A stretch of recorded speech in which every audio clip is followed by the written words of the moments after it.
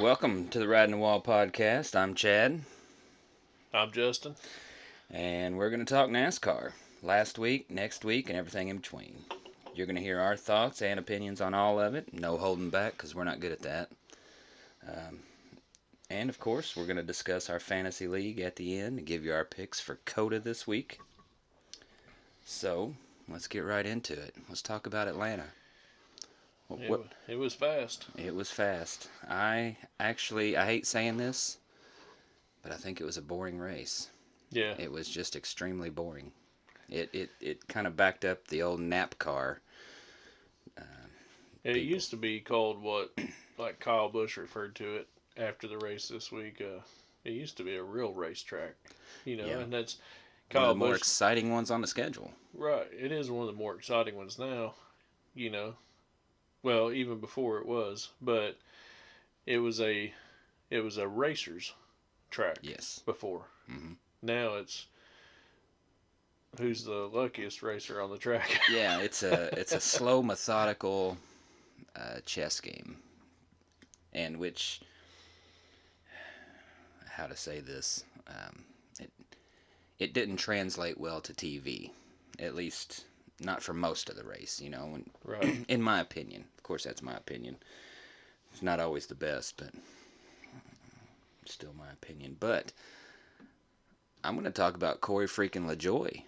And congratulations on Yeah, that. I knew going in picking Corey LaJoie that it was going to be, I'm either going to look like a genius or I'm going to look like a total idiot, because it's Corey LaJoie. You never know what he's going to do. He could run really well or he could bounce off the wall. But that's his style racing. So, I mean, you picked a hell of a good time to make that choice. I usually don't find the diamonds in the rough there. I usually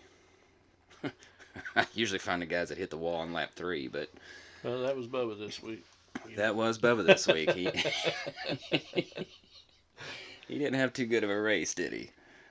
And Jones. You picked Jones last week. Yep, took Eric Jones.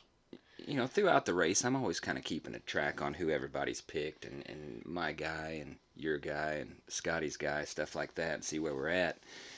And all day, throughout the whole race, I couldn't find Jones on that little top 20 board over there to the left of the screen. But then when the race was over, he pops up as 8th place, and I was like, what in the world? How did that even happen? Yeah, there was a couple times, he was right there in 20th, and with that style of racing, and that leaderboard moving there on the left side of the screen, there's a couple times he'd stick his nose into 17, but it'd go real quick right back to 19 or 20, 21, and I was like, God dang it, But yeah, he pulled through for me. Yeah, I had to rewind it. Right after I seen that, I had to rewind that just to see how he did that. And that was impressive. I think he probably should have started that move with 2 to go. He may have finished a lot better than 8th. Right. But who knows? He did a pretty good job. Yeah. That's for sure. That definitely surprised me. He got a good, he got his team a pretty good payday there. Yeah, he did. So I think I wrote it down too. He was, I think he was 20th when the white flag waved. 14th going into turn 3 on the white flag lap. 14th. And finished 8th. Yep. He had some horsepower. I was like, holy crap. And those cars just that's what Chevys divided do. forward. That's what Chevys do. They got the HP. Yeah, he failed the post race inspection from all the rust that rattled off on that last lap. They had to give him his mandatory tetanus shot when he climbed out. That's another thing Chevys are good for. But let's see what else happened at Atlanta. Oh, what about Josh Williams? Let's talk about that for a minute. Xfinity race. Mm-hmm. The Xfinity race. He parked his car at the start-finish line. I don't blame him one bit. I loved it. It was completely out of his hands, out of his crew hands. They did what they had to do to get that car back out there. They did everything 100% legal. Mm-hmm. With Bear Bond. Mm-hmm. It was cold weather. Don't stick. And then they're gonna disqualify him for like he intentionally did it. You know right. what I mean? And I'm right there with him. They should have handled that some other way. But Yeah. I I like the statement he made. Oh, here's your car, boys. Come get it. Yep. You know. Here, you want me to park it? There it is. I'll see you in the garage. Yep. I'm all for it. I'm a Josh Williams fan now, so I'm gonna be looking for some Josh Williams T-shirts and maybe some Corey freaking LaJoy T-shirts. Yeah. So I think LaJoy needs to bring back the mullet though, match Williams's hair. I don't know. I think Williams. The look on your face when I said that. Williams rocks it pretty good, but nobody had a better mullet in NASCAR than Tim Richmond back in the '80s. That's you true. Know, I mean, That's true. He had a good one. I mean, look at how much tail the guy got. You know, I mean, He got his fair share. That's for sure. and it came to light too. It did. It did. Came back to bite him a little bit, but. But yeah, Tim Richmond, he had the mullet, boy. But back then, we all had them, and it wasn't even called a mullet. It's just called a haircut. Yeah, just a haircut, typical Right. normal stuff back then. Scott calls it the Wooster waterfall. Yeah, That's what we I had. see that. You know. I had one. I rocked it for quite a while. So I need to see LaJoy bring back that mullet. I think that's what's going to get him some wins. Yeah. Well, I don't know. I mean, I like LaJoy. I even enjoy his podcast. He has some pretty good episodes on there. But I mean, he's an interesting driver to listen to, and he's always got kind of an obscure opinion. Yeah, I mean, he don't go with the flow. He gives his honest opinion, and I like listening to that. Yeah, I like following that. Right. I like listening to them guys that are on the inside and they give you their actual opinion, even if it's not the popular opinion or the opinion of the sanctioning body. They're still going to shoot it to you straight, and that's what I like. Well, and I don't think you'll. If there's anybody in NASCAR like that, as far as drivers go, I don't think they would ever publicly voice it. You know what I mean? Because right. Nobody wants to hear that. Nobody wants a yes man. Yeah. We it's want not people, interesting. Right. We want people that advocates of the sport and the drivers and the teams and the owners, and we want the truth. Yeah. We want them guys, they're going to call a duck, whether it's the popular opinion or not, whether that's what NASCAR wants them to say or not. Some people may not know this, but Kyle Busch is really good at that. Just saying what he thinks. I've heard that. I have heard that. He don't hold back much at all, does he? No. And I was watching one of the interviews that he did this week, which was something else that we were going to talk about, and we'll go ahead and do that. It's like he said with the driver etiquette is gone now. And a lot of people don't know what that means if you haven't followed the sport for a long time or you're new to NASCAR. Driver etiquette, of course you've got, it used to be 42 vultures out there on the track. Now it's like, 38 is a full field. So you've got 38 of the best guys in the world that know they're the best guys in the world, and they think the track belongs to them. But there's still a code of conduct, I guess you would say, on the track, and that it doesn't mean you have to scoot over for Kyle Busch just because Kyle Busch is coming. You just need to race him clean. Yeah, you can make it hard on him. You know, Ryan Newman, everybody on that racetrack for the last 15 years had said Ryan Newman was the hardest man in NASCAR to pass. Rocket Man Ryan. Yep. He's even Matt Kenseth. He was one of them that stated that. That you just can't get around Ryan Newman. Yeah. He'll make you work for it. He'll make that car 15 feet wide. Right, and that's what he said. That's exactly what Matt Kenseth said. He said, you see Ryan when you're coming up on him sometimes, and all of a sudden you're right on his tail, and he made that car 4 cars wide. Somehow. You just can't pass him. He said he's going to make you earn it, but he'll never dump you when you pass him. Yeah, and that's the etiquette. Right. You make them work it, make them work for it. You don't have to give them anything, but you don't have to give them a door every time they pass you, and that's the etiquette that Kyle Busch was talking about. You race them hard, but you still race them clean. You give them the respect on the track. Now, if you're competing for a position and it's the last lap, hey, all things out the window. But you're midway through the race. You've got, If it's into stage one, yeah, into stage two, yeah, you're not going to win the race right there. You're going for a couple of stage points, and that's understandable, but you're still not going to just totally dump the guy into the infield. right? And it's like he's saying that's pretty much gone. Guys are just basically beating the tar out of each other for no reason on lap 3. No points, no Yeah, money. no points. I mean, you're just tearing up a car that costs a ridiculous amount of money for no reason. And he's saying that that's gone, and I agree with that. And also in that interview, he said there needs to be consequences for um, a driver that causes a yellow flag. And I kind of agree with that. Um, if you cause a yellow flag, especially like this past weekend at Atlanta, the truck race was full of cautions. The Xfinity race was full of cautions, which is what led to Williams getting his penalty because NASCAR was just so tired of all these cautions that they just told him to park it. We're not going to deal with you, just park it, you know. And that's not how it should be. So they're getting tired of the cautions. Well, what if there is a penalty for causing a caution? That's going to create some more of this respect level when it comes to passing other drivers. Um, the passing is so hard to do right now anyway on most tracks that a lot of these guys have to, or they feel they have to, just dump a guy in order to get around him. And that's not how it's supposed to be. That's not how it should be. And then that just ends up leading to things like a Hamlin-Chastain type of feud that just keeps seemingly going forever.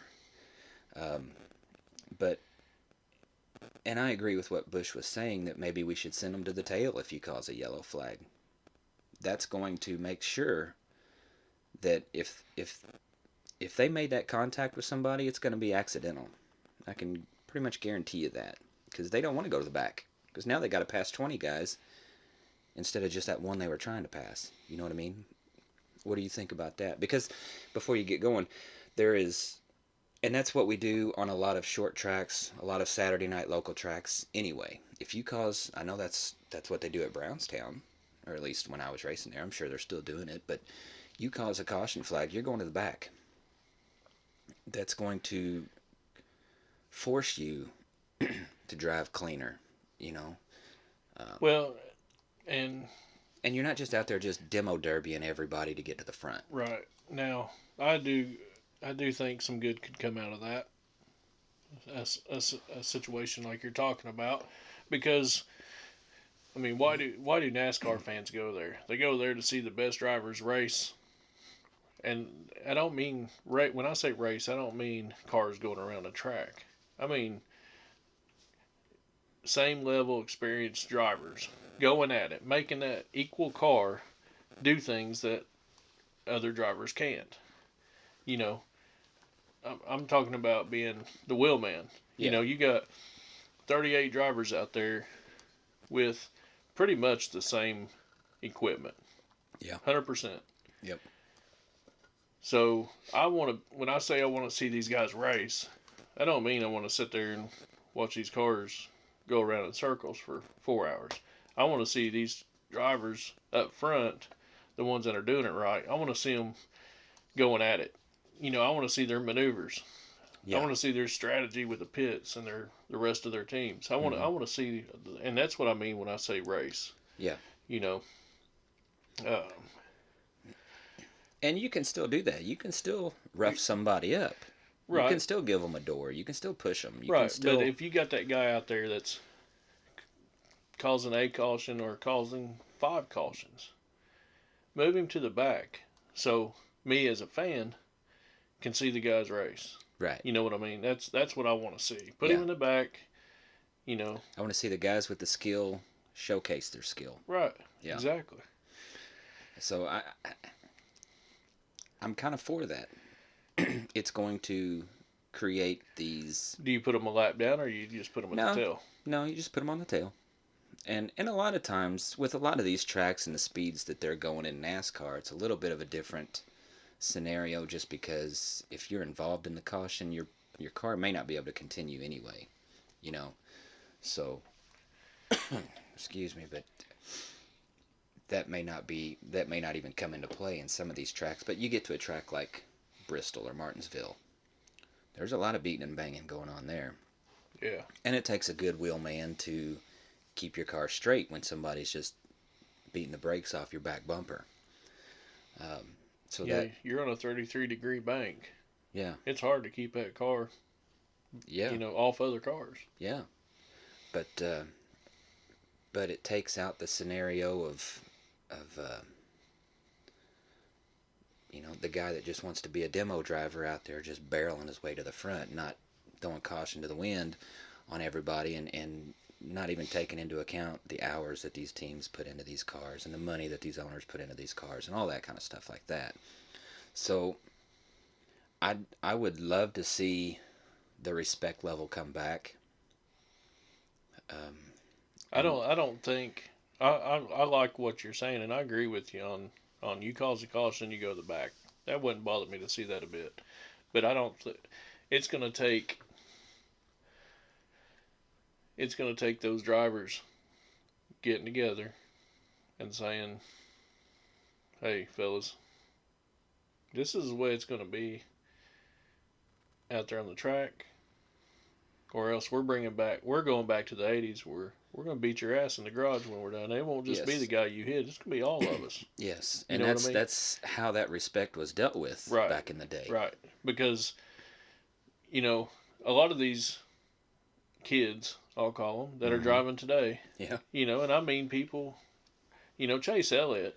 I consider him a kid, but he's Yeah, one of me the too. older new ones. Yeah, he's a veteran at this point. Right. Yeah. But he was, because of who his dad was, he was raised around these guys. Hmm.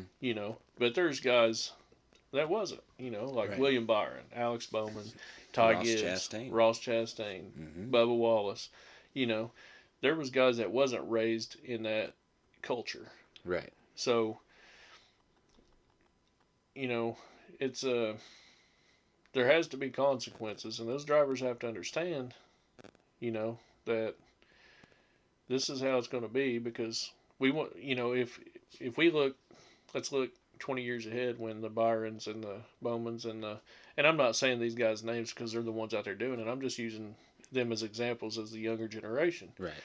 When these guys are in their 40s, Hmm. what's the new 20-year-olds going to be doing out there if that's the way racing is when they're 40? Right. If that It's going to respect go isn't downhill quick. taught, yes. Yeah, because like I said, it's just gonna be a demo derby. And NASCAR, if I'm head honcho of NASCAR, hey boys, once you get in the garage, what you guys do is your business. Yeah. It ain't gonna happen on the track. You know what I mean? Yeah. We're gonna you guys do what you want. As Hmm. long as nobody's Sound like Big John on Days of Thunder. right. You want to make yourself a grease spot on a racetrack, do it somewhere else, not on mine. Right. And I kind of think, and because of the way the respect level was taught back in the day, the drivers, the older guys, taught these younger guys how to race respectful, and There was consequences. there was, yes, and they taught them those consequences, usually the hard way. They'd give them a verbal warning first, and then the second time it was you're just getting chucked into the wall every time. It's um, like Dale Earnhardt, for example. Of course, he's got the reputation of being one of the roughest guys on the track. Um, he would teach these lessons. Somebody gets into him that he felt wasn't, because it was a new guy, just got in his way, maybe hindered his race somehow. He'd get, after the race, he'd go in the garage and tell him, hey, you did this, that was wrong, don't do it again. Well, if that same guy did it again later down the road, he's going in the wall. And Earnhardt would make sure he knew that he put him in the wall, and then after the race, he said, every time you get around me, I'm going to put you in the wall until you learn. Well, that's going to hurt the owner's pocketbook after a while, and then the owner is going to be on that driver saying, hey, you messed up, this is how you messed up. So that way it's not just the drivers, it's also the owner of that other car, because he has to put all that money into it, and he's also teaching that respect. Right. But you also had to worry about back before NASCAR sanctioned all this stuff.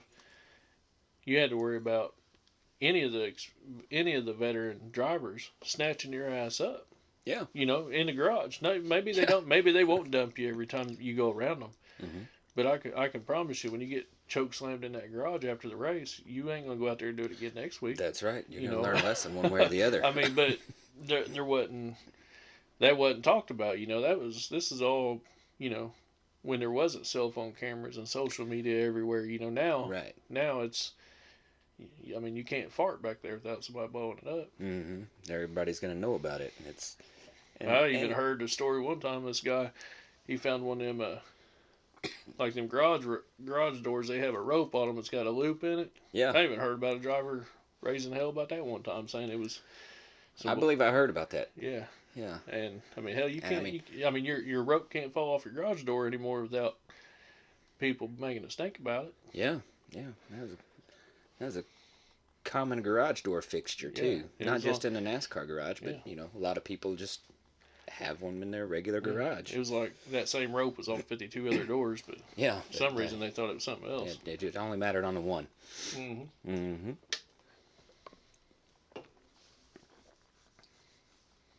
We'll talk about that a different time, though. Yeah, that could be down the road story for another day.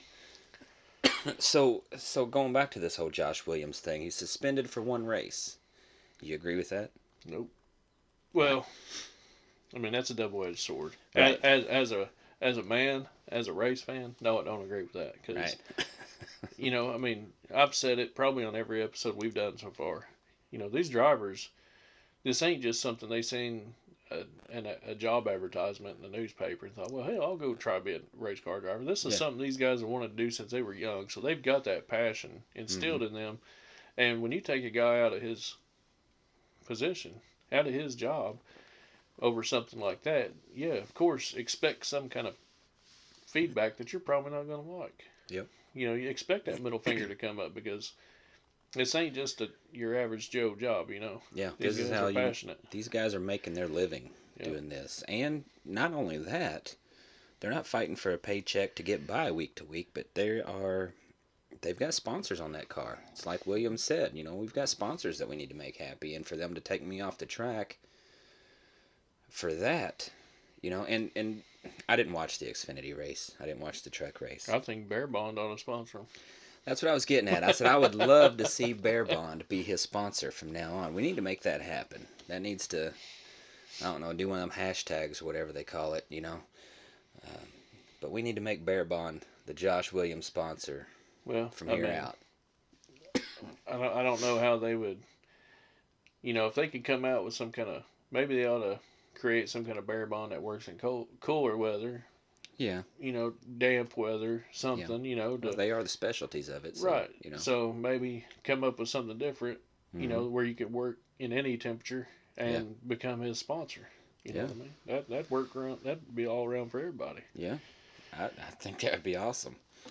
Bear Bond, Josh Williams sponsor, 92 Chevrolet, whatever. Yeah. I would love to see it. Yeah. I mean, that right there would say a lot. It would say a lot to NASCAR. It would say, we sponsor him because we got faith in him, and he's out there doing and making us proud. You know, we're sorry it didn't work. Right. I mean, it's not going to work in all temperatures. Just happened to be that day, it just didn't work out. But hey, we're going to make it up to him. I mean, imagine if Flex Seal or Flex Tape would have been his sponsor. I mean, what are you gonna do? You spray it on, seal it up. I mean, yeah, and I think in that situation, I mean the race was already marred with caution after caution after caution. So why couldn't NASCAR have said, hey, you need to take it in and make more repairs? I mean, I don't see the problem with that. Why did they not give him that option rather than just park it? Now, I seen the car after they made their repairs. He's going around the track. He did have some Bear Bond flapping, and it's not supposed to be flapping, but. Well, I mean, but there's also things they could do of saying, hey, go put it in your bay, get your heaters going, put the Bear Bond on there. We'll give it 5 minutes to set. and get back on the track. Yeah. Let it adjust to the temperature. Extend the cautions maybe 2 laps. Give him an opportunity. You know, Or, because or don't even do that. Just don't exercise the DVP rule on him, and true. let him come out and make his laps. You know, I mean, he can come out 20 laps down, but he's still out there doing his job. He's still racing. Yeah. He still has the opportunity to finish the race. Right. I agree with that. I agree with that. What did you think about pit road? I know that was a big to do before the race started. What was your take on that? Anything? Talking about during the race or the Yeah. pre-race? Pre-race, you know, it was pretty interesting. I like seeing them guys laugh and cut up and everything like that. But No, just the fact that it started in turn 3 now, right. and it's just you make a green flag pit stop and you're 2 laps down. Well, I mean, and that was one of my things going into Atlanta, modifying that track a couple years ago, like they did, was, you know, when you got these 185, 200 mile an hour racetracks, you know, Daytona, Talladega, mm-hmm. even some might say the now former Auto Club, you know, but you had such a great length of time before you got into the pits. You know what I'm saying? It was a manageable pit road. Right. That was one of my big concerns / questions of how's this going to work on a 190 mile an hour short track. You know what I'm saying? Because you don't have that. You don't have that time to downshift to get your car. You're going to be working a lot harder to get your car to pit road speeds. Right. Coming off the track, you know, and you're going to be fighting a turn mm-hmm. on top of it. So, you know, to me it's a more dangerous pit road, just because you are fighting that last turn, trying to downshift, get your speeds down, on top of a curve. And you're talking before the fix. Right. It was much more dangerous. I got you. Go ahead. No, I'm talking about Atlanta now. Oh. Yeah. You know. You mean going around there at 45 miles an hour around turns 3 and 4? Right. When you come off the track. Yes. You know, you got a short window to get your car down. Yeah. To pit road speed, mm-hmm. as opposed to Talladega, where you come off turn 4 and you can go ahead and get over to the left to start downshifting, and you're not going to slide and burn out on bad tires. Right. Before you get into actual pit road. Yeah. I was watching and I would think, my gosh, this is just, to watch it, it was brutally slow. And of course, you're watching these guys around them doing 190 miles an hour, and then you see a car 45 miles an hour. It's total night and day difference. But I couldn't imagine what it was like to be one of them guys inside those cars, because that's got to be torture right. for that long of a pit road. But I mean, you have to have that length. Yeah, I mean, it worked out. It worked out, and I didn't know. That was one of the things I was watching during the race, just to see how the drivers were going to handle that, being that it was new. You know, just another change. Yeah, it's a no-win situation, because you have to have that length to get your car down to speed. But then you've also, because it's a smaller track, you've got to have it on turn 3 and 4. Yeah. You know? You don't have that long straightaway. Right. For me, I don't know. For me, it was, you know, you almost have to be slowing down just as soon as you come out of turn 2. You got to start slowing down, because you have to be at 45 miles per hour right there at the end of the backstretch.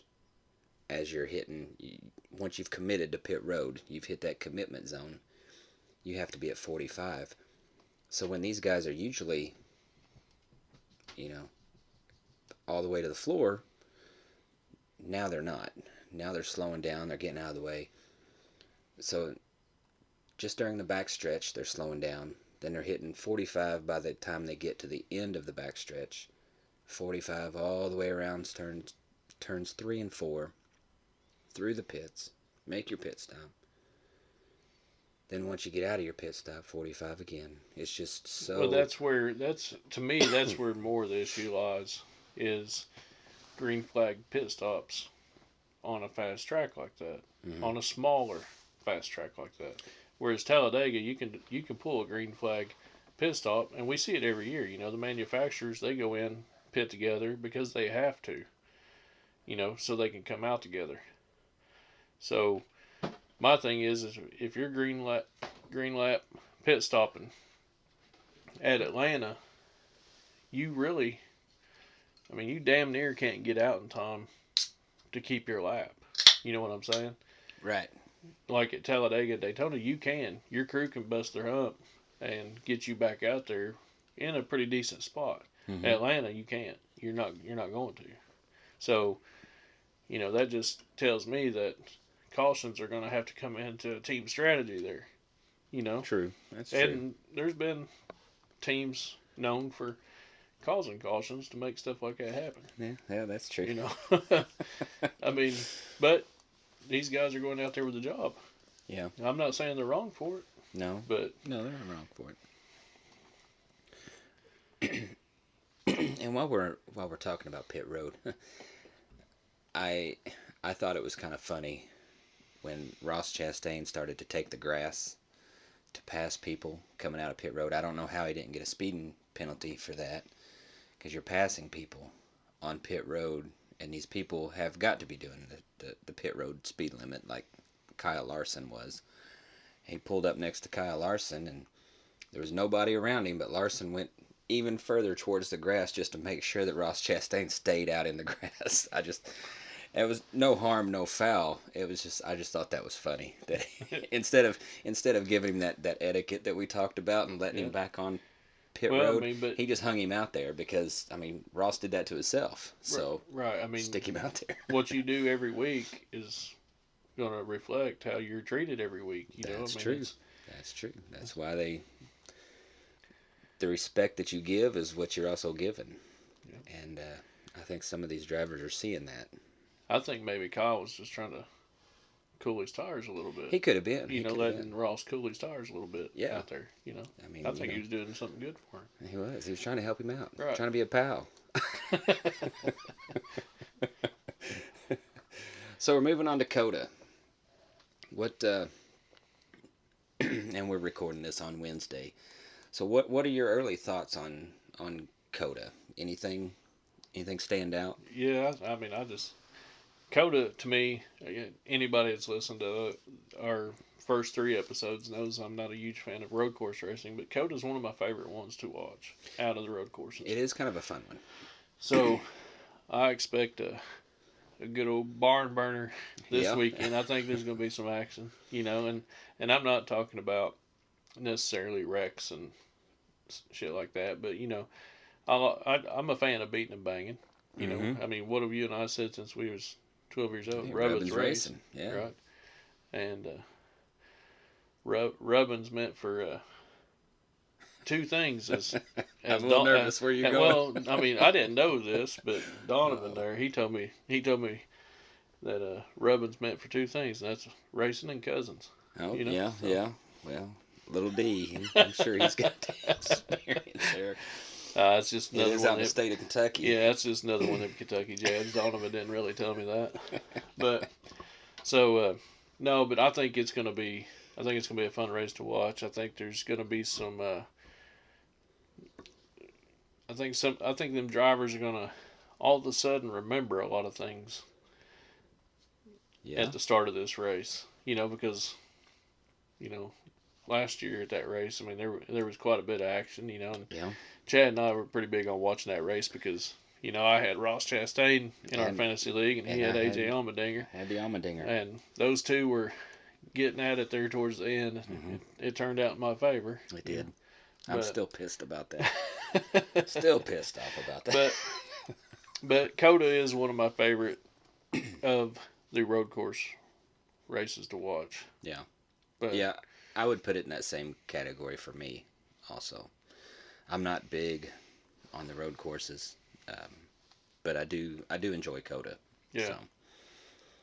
So, now, this year they are doing away with the stage racing.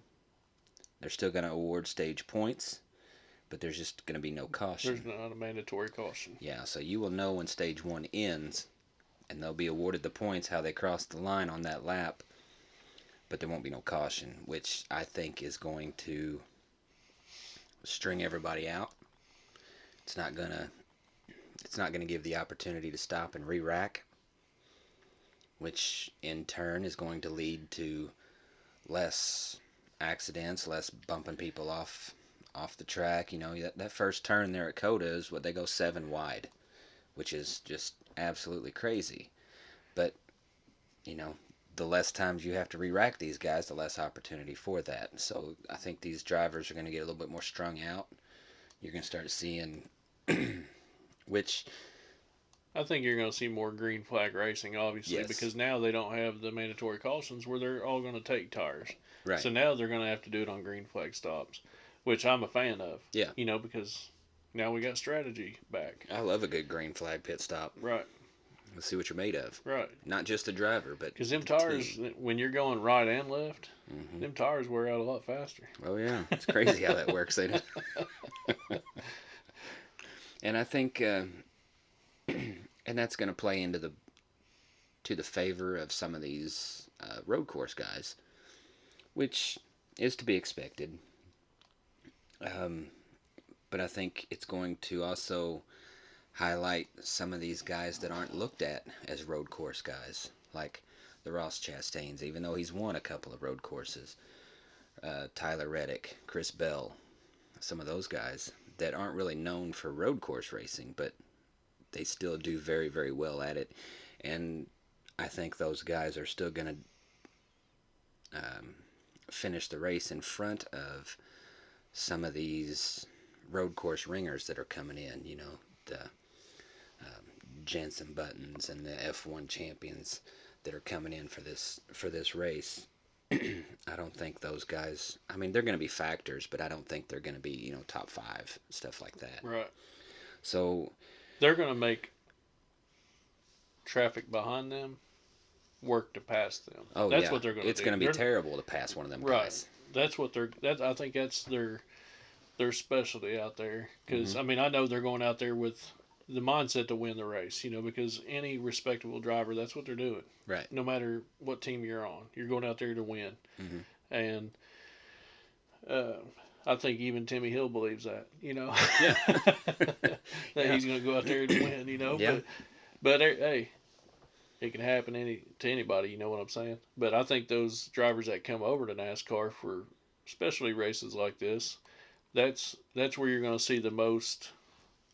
I think that's where you're going to see their experience shine. I don't think it's going to be you're going to see these guys up there in the top 5 anytime during the race unless something's going unless on. We're going through cycling through green flag right. pit stops. But I think that's where they're going to show NASCAR drivers this is what I'm good at because you ain't getting around me.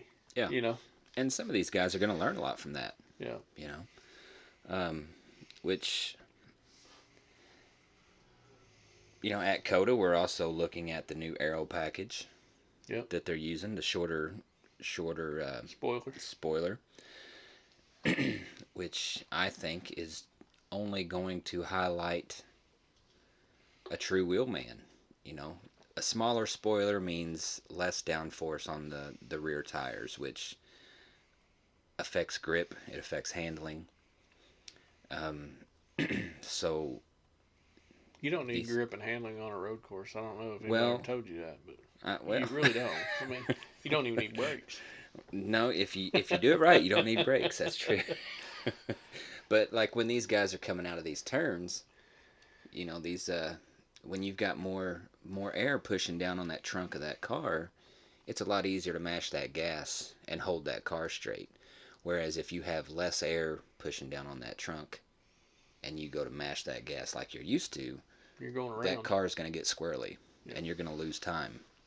And that guy that's chewing on your back bumper, he's going around you now. Well, so I think he might even help you a little bit. He might even help you a little bit. Yeah, it's very possible. So I think this new aero package on the road courses is going to help identify some of these true wheelmen,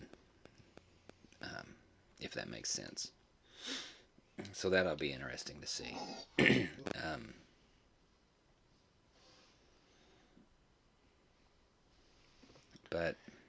Who's your favorite? I'm not talking about fantasy league. Let's leave fantasy talk out of this Okay. conversation. Okay. because I mean, there's strategy that goes into our fantasy Yeah. leagues. Yeah. So, but And y'all was when it comes down to the race, who give me your top three? Who you think? at COTA. Yeah, who you think is going to be up there first, second, third?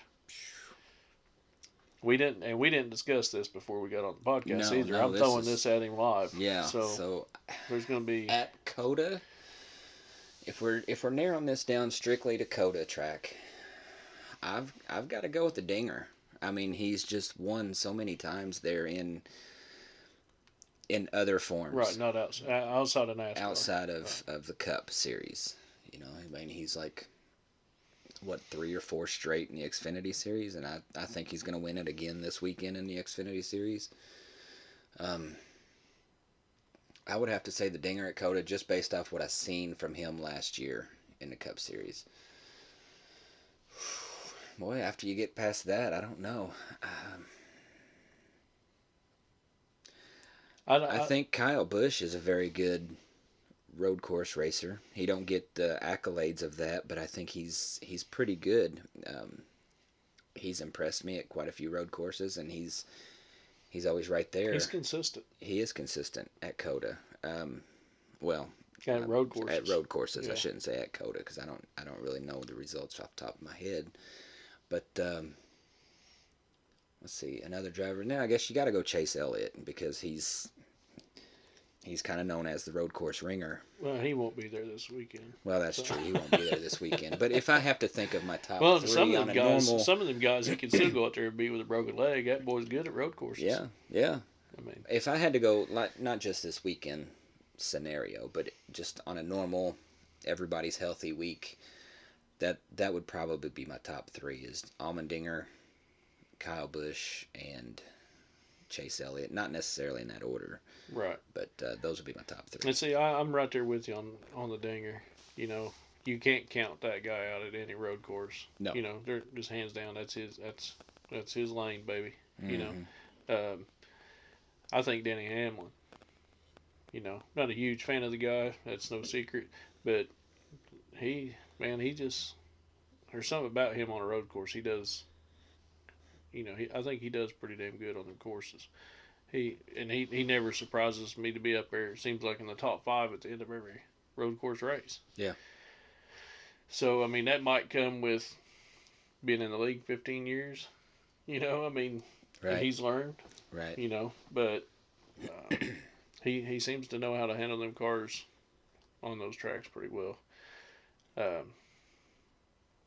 I think that's probably the 3 I would go with. Would be Dinger, Denny Hamlin, and Tyler Reddick. Reddick, he's impressed me a lot on these road courses. Yes. Just in 4 seasons. Mm-hmm. In the big series. Yeah, I think 2 of his wins last year were road courses. Right. He's really impressed me for being as young as he is. He's a little bit younger than Chase Elliott. And he's always a contender in these things.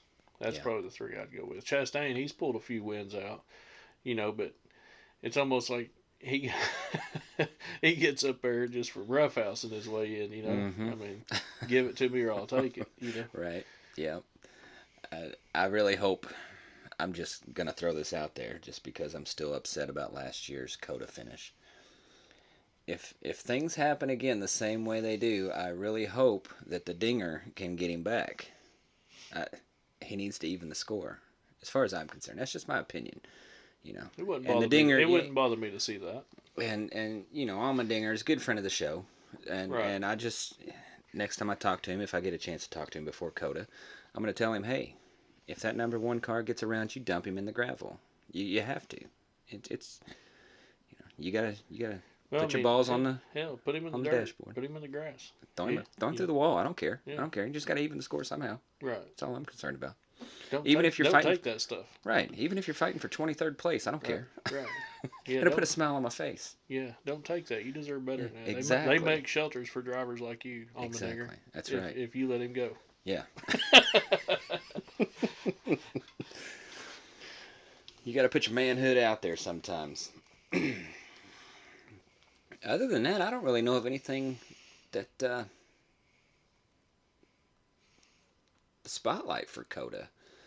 Um, Let me ask you you know, this: what's your thoughts? Used to, if you had, just like on circle track racing. yeah, This is a little off topic, and it just popped in my head as something we could subject no, on. that's But what we like. um, you know, if you go to any normal circle track race and it piss pours rain, Hmm. they postpone the race if they can't fit it in. Well, these road courses, you what they'll do is, as long as it's not flooding and shit, you can they'll put the wipers on them and put the rain tires on them and let them run. What do you feel about Yeah, that? I'm okay with that for the road courses. um, every other series in the world does that. So, NASCAR is supposed to be the best drivers in the world that have fenders. So, I'm okay with that. Let's see what they can do in the rain. Like we said last week, they're NASCAR guys are the best, should be the best on dirt, oval, road courses, whatever you throw at them, they should be right there towards the front at any level. Um, so racing in the rain, I'm good with that. Now, if you want to race in the rain at I don't think it should let's happen say on circle track. Vegas or yeah, I don't think it should happen there. Like Bristol, no, Right. we're not racing on the rain there. Anything other than a road course, I do not think it should happen. Right. Period. I agree with that Because then you're 100%. taking driver safety. Yes. You know. So for a road course though, I'm all for it. Yeah. I think that wiper on the front of the car looks a little bit weird, but Yeah. hey, got to do what you got to do. And headlights, I still don't know what I think about the headlights. Yeah. Um, I mean, just to me, I don't give two shits about headlights, but brake lights are a good thing. yeah, It's in the well, rain. In the rain. it's just for me when I think of a race car, I don't think of lights. Right. The only lights a race car should have, in my opinion, is what's lighting up the dashboard. That's it. No tail lights, no headlights.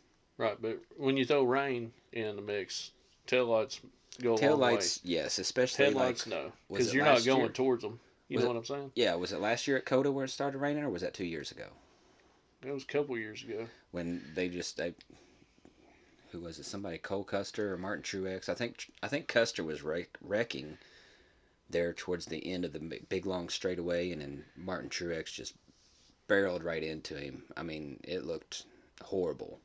And so yeah, for that, And the reason I the don't tail say lights that I will don't will say be that so helpful. much as to give them a warning that, hey, I'm slowing down. I think it's the reason I'm saying it is because when you add water to the track, you're going to slide when you slam your brakes on. Yeah, You know what I'm saying? right. So you need to stop a little sooner. Yeah, Going that fast, yeah, you need a little bit more heads up. yeah. I can see that. And for the rain purposes, I guess I'm okay with the tail lights. I don't think the headlights matter. I don't think the headlights matter. Because if you're coming towards my headlights, you're going the There's a wrong way, problem. baby. Somebody's got a problem. You sound like Siri over there. U-turn. Yeah. Recalculating. I have something written down here that I was going to ask you probably a few shows ago, and I've never really got the chance, but we're going to do it now, just because it's off topic. What is, since you, and it reminded me just because you asked me my top three at COTA. What is your Mount Rushmore of I NASCAR swear to drivers? God, because that was one of my that was going to be a topic of mine down the road in between some of I've, the less exciting races right. was going to be my Mount Rushmore, and I've pondered this many times, whether I'm sitting on my front porch drinking beer or sitting on my back porch drinking moonshine or Right. sitting in my living room drinking both. Yeah. I But mean, it's the questions of life, here's what I'm going to say to my Mount Rushmore: Okay. Dale Earnhardt, Hmm. Richard Petty. Hmm. And I'm not a huge Richard Petty guy, but the contributions and the fan base, the keeping the sport alive, I think is why I pull Richard Petty into this. That guy's, you know, he's he's the king. I Yeah, mean, he's the king for a reason. right, and you know, it's hard to look away from that because I mean, hell, what is he like? He's probably He's pushing 80, every bit of it, maybe more than that. I'm not right, sure. and he's still engaged. You Yes. still see him at the track. You Mm-hmm. still, he's still making decisions within his race team. Mm-hmm. And he's not. It's not for the money. The guy has to have NASCAR in his life. If you Yeah. told him he couldn't come back to the track, he'd probably die He'd, in 4 days. yeah, he'd wither away. Mm-hmm. And so I'd have to say Dale Senior, Richard.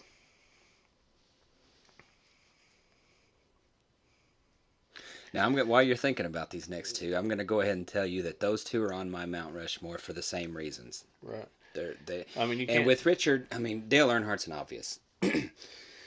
Richard Petty, with the time that he was racing, and times have changed. Obviously, we're in a different time than he was and when he was racing. But when he was racing, it was almost a run what you brung, and Right. hope you brung enough. And he was bringing enough every week. So he's won 200 races. Nobody's even come close at the Cup Series level. Right. So that says But a lot. I'm going to tell you guys something. Everybody that's listening, and you, Chad, Mm-hmm. that there's only one other 7-time champion, Mm-hmm. and he's not on my Mount Rushmore. So I'm just agree. going to I go ahead agree and put with that that. out there. So I mean, I'm sure people are sitting there going, "Go ahead and say it, Justin. You damn hillbilly. Go ahead and put it out there." No, it's not. He's not on Well, mine. he's not on mine either. So I'm going to say Dale Senior, Richard Petty. My next one is a younger feller, and I'm gonna put him on there because I was such a huge fan of him, and he made a difference in my life, and his family name was a huge part of NASCAR, and that's Davey Allison. He'd probably be he's definitely my third guy on my Mount Rushmore. Um, he horrible, tragic story with Davey Allison, but Mm-hmm. he lived his dream before it happened. Yeah. Um, the sport would definitely be a lot better if we could still be watching Davey, Yeah. and still listening to Davey. Mm-hmm. I think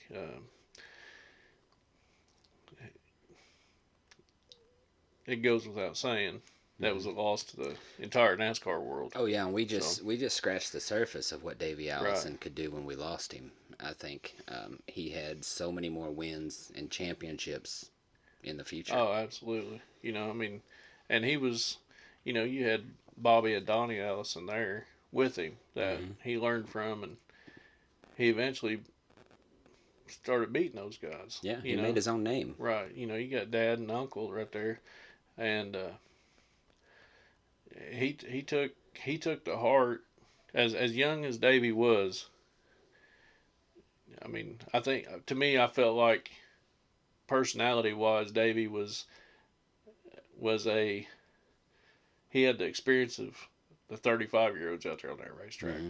you know, and but he was still that kid. He had that fire in him, Yeah. and he was tried and true Alabama gang. And I Right. loved that about him. Yeah. It was he was an exciting young man to watch, Mm-hmm. and it's a shame we didn't get to watch him become an old man. Right. So, as far as my fourth on Mount Rushmore goes,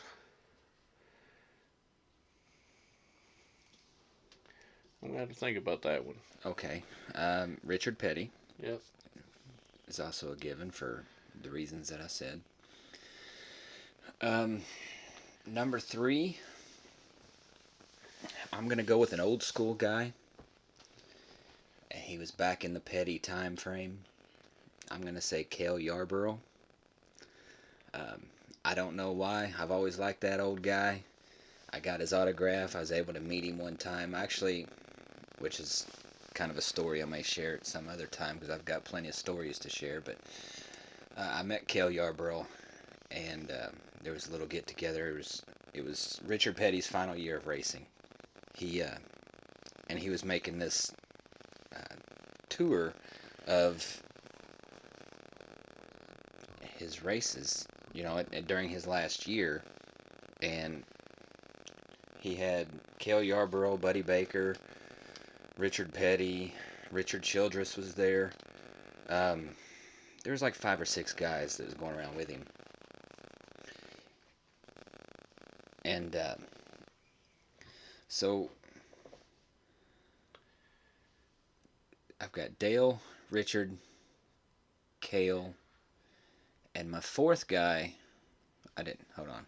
We had some technical difficulties. We had to stop for a minute, and but I was in the middle of a story there. That anyway, yeah, I had gotten Cale Yarborough's autograph while he was with this little meet and greet thing. He was with Buddy Baker, Richard Petty, Richard Childress.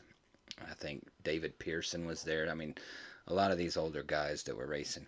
And what made Cale so cool in my mind, because I was probably like 13, 14 years old when I got his autograph, right? So we're at Louisville Motor Speedway, which is now defunct. But I'm standing in line to get his autograph, and I'm next one up. He's talking, he's joking with all the people getting his autograph, and he was probably the most Down to earth. Down to earth, joking with people. I mean, he was just having a good time. And at the time, the Hooters restaurants were pretty new, right? I mean, we're talking early '90s, and this Hooter girls, this one Hooter girl, I don't know if it was her boyfriend or a bodyguard or whatever, representative from the restaurant, I don't know what it was, but she cuts in front of me, and it's me and my dad standing there, and they said, "Hey, do you mind if I cut in line real quick to get his autograph?" And I'm 13 years old, and a Hooter girl just steps up in front of me. She's talking to me, so I'm like, yeah, I'm fine with that. so I let her cut in line. All three of you. Right. So she cuts in line to get his autograph, and she asked him to autograph a certain spot of her body. Yeah, sign my tits. Right. I mean, can you sign these? We all get them requests. Right. I get them every day. I don't. 3 times a day at least. Right. But does Earl ever ask you to do that? Earl? Oh, yeah. Yeah, except he don't just pull his shirt down. He basically pulls them out of his shirt. But I respect that. Yeah, he does, and he pushes them together. It's kind of. Right, sometimes it's a little awkward, but So, but sorry to interrupt your story there, but but no. Anyway, he was very he kind of got embarrassed about it a little bit, but then he come off with a quick joke or whatever, and he signed this girl, and she went on her way, and he was kind of embarrassed. So when I stepped up there to get his autograph, I said something, I don't know, like, "Will you sign these?" Yeah.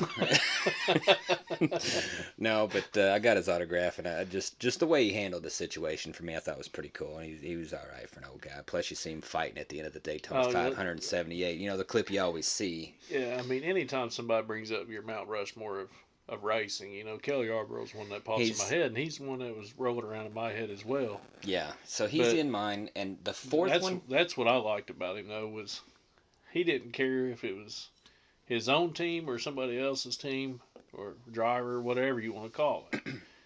He'd fight anybody. Oh, yeah. The nicest guy in the world. And he was not very big. No, he wasn't, but not a big guy. He'd handle himself, Yeah. But my fourth one, and you're probably not going to agree with this, and I completely understand, and I've weighed this over, and sometimes I lose sleep over this fourth pick on my Mount Rushmore. I'm going to have to say Jeff Gordon. I know, go ahead. I think you're going to laugh. I'm not going to laugh, because you can't argue 92 wins in the Cup Series. He's got 92 wins. That's pretty. But he's only impressive. got, 4 championships compared to Jimmy's 7? Right, but would Jimmy have 7 if it wasn't a different format? Right. No. Right. No. If we're looking at the old format where Richard and Dale won theirs, Jimmy don't have 7. And Jeff. Yeah. Some of them. Yeah. So, no, you can't take those away from Jeff. Right. I mean, A hell of a driver. right. I mean, one of the best wheelmen ever. And he's a smart individual. Mm-hmm. I mean, hell, he was even practically raised in Indiana. That's how smart the guy is. Right. You know, I mean, so it's it's kind of goes without saying, you know. But Right. anywho, you can't take the 92 wins. And I wasn't a fan of the Rainbow Warrior. I'll No, give I him all wasn't the either. respect in the world, Mm-hmm. though. You know, my dad was a Jeff Gordon is a Jeff Gordon fan, was at the time, you know, and still talks about it. But you know, when Jeff Gordon came into the sport, he added something that was missing for so long. Are you in talking about the NASCAR. mustache? No, Okay. that was there. Okay. Tim Richmond carried that right along with the bullet. You know, every Richard Petty's the mustache in NASCAR. That just is so true. just so we're straight. And he knew it. Right.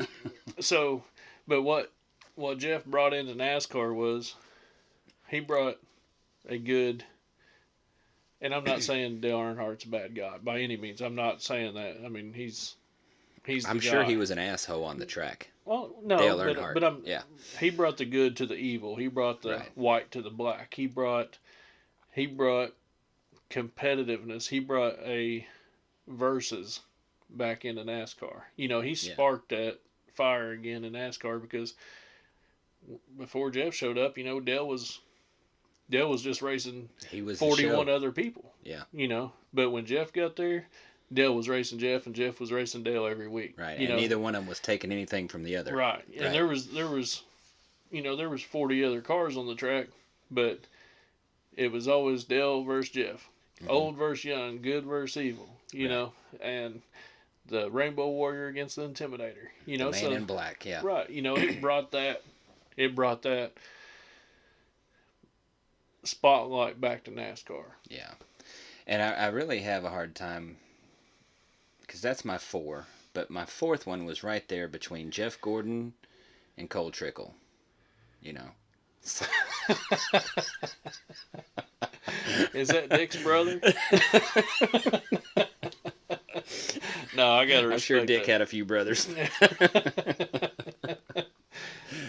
No, it's a Cole Trickle, Days of Thunder. Well, I mean, that's a very respectable top 4. Who was your 4th?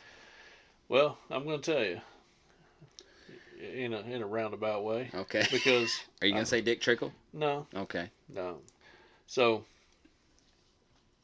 my 4th, just because you said in NASCAR, you didn't say driver. I was bouncing between 3 people. So okay, hold on. You said in NASCAR.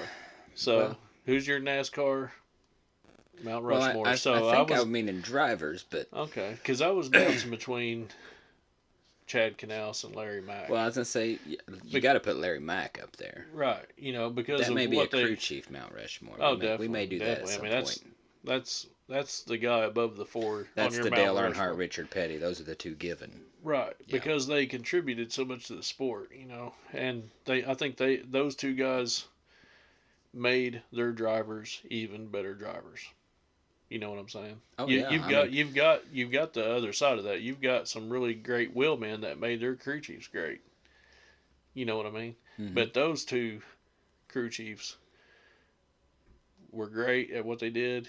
They put the work in, and they could have made any driver on that track better than what he showed up at. I'm going to give you that, Larry McReynolds. Well, but that's still not my 4. Oh. I was bouncing between them 2. Okay. Because, well, I was bouncing between them 2, but then I thought, you know, you said NASCAR, so that's where I was like, man, Chad Knaus and Larry Mack, them two earned their spot, but we're sticking with drivers. So that's what I'm going to do. And my 4th one, anybody that knows me pretty well can probably guess who it is. I'm going to say Tony Stewart. Just, you know, I'm a huge fan of Smoke, mm-hmm. you know, and the reason I'm putting Tony Stewart up there is because I've looked up to that guy for so long that, you know, he's a hometown boy, mm-hmm. for one. For 2, he started like a lot of the other greats, you know, racing really young, mm-hmm. go-karts, midgets, mini sprints, late models, you know, if it's got wheels, he's going to jump in. Right. Yeah. You know, I mean, hell, I've seen the guy make a Chevy fast. You know, I mean, fuck, how much more?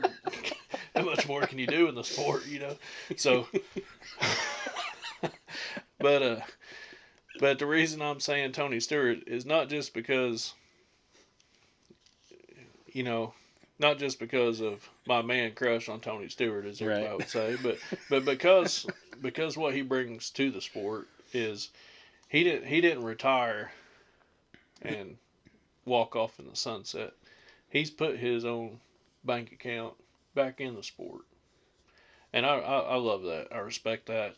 I mean, that goes even further in saying, hey, this is my dream. This is what I want to do all my life. I mean, he's taking it a step further, and he's putting his own personal money into NASCAR. You know, as being a team owner. Yeah. And I love that. I mean, that you don't see anybody that dedicated to a career ever.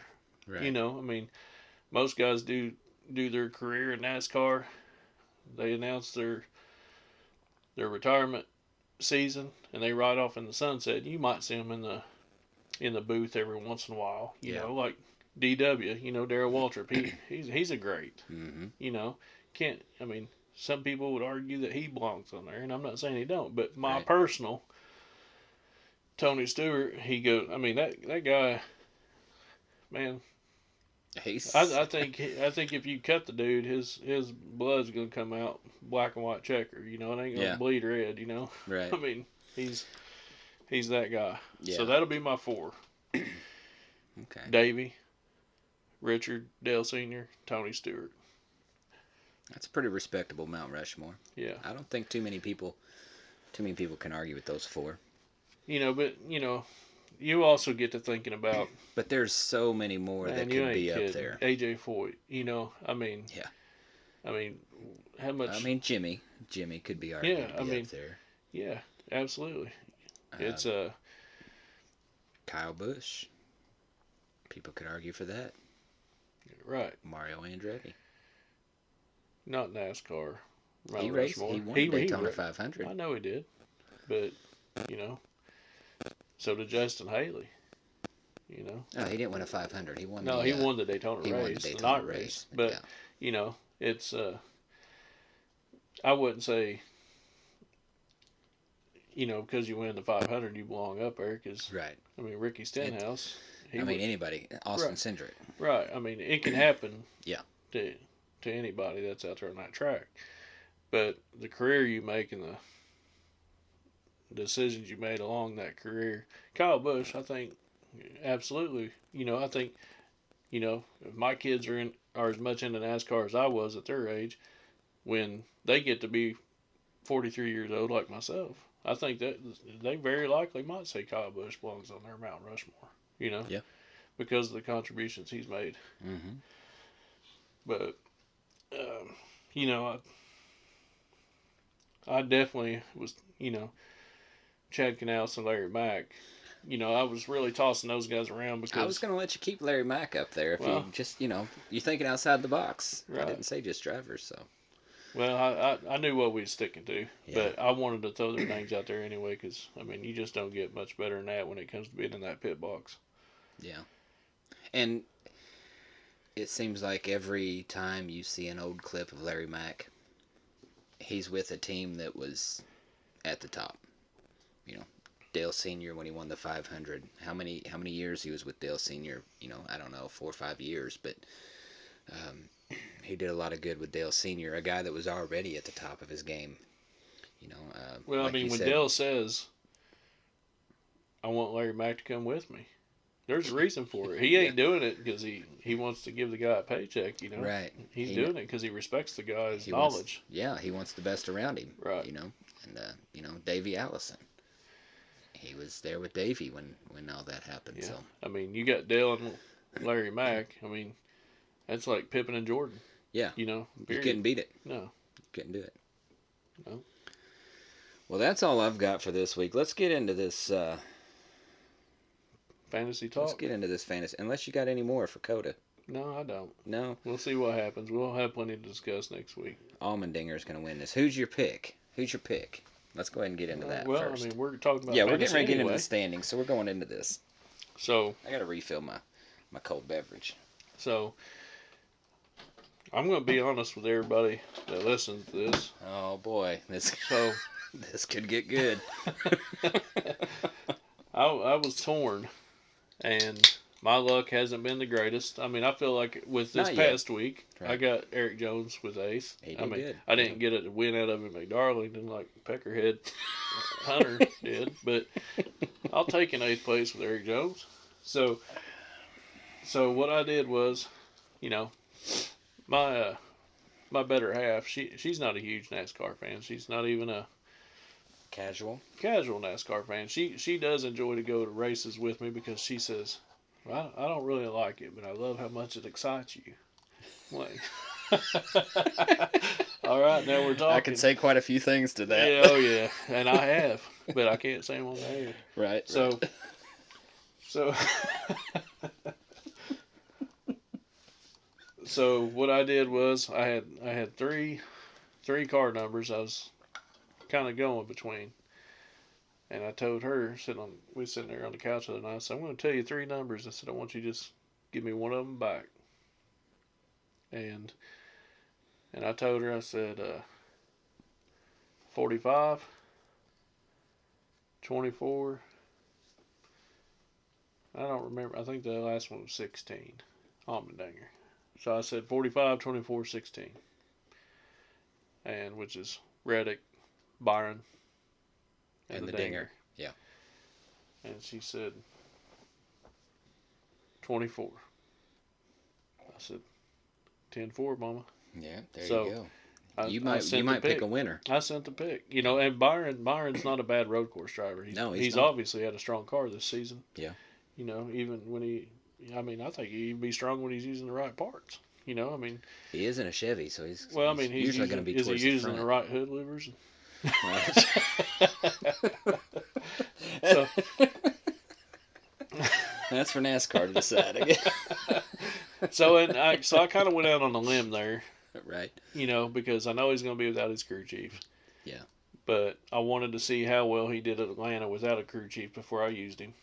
He was doing pretty good. I wasn't totally disappointed with how they did, and they've always got that guy right there on the back. Oh yeah, he's on a Zoom call. Right. So I went with William Byron because I've been pretty impressed with him over the road courses. Obviously, I'm impressed with Tyler Reddick on a road course. I mean, there's been 2 races there, and he's finished 5th and 9th. I mean, you can't. I mean, that's not a bad deal at all. No. So we'll see what happens. You know, I'm rolling the dice. It's early in the season. Let's gamble, baby. Now's the time to do it. Let's gamble. I mean, I know you're a betting guy. Yeah. You know I'm a betting guy. That's why I went with Corey freaking LaJoy. I just got to remind everybody that I picked Corey LaJoy last week. And got a 4. And he's a good friend of the show, so Yeah. he knows I picked him, and he knew he had to do good. I had my money on him, and he did. He came through for me. So I'm starting to think he's your LaJoy toy.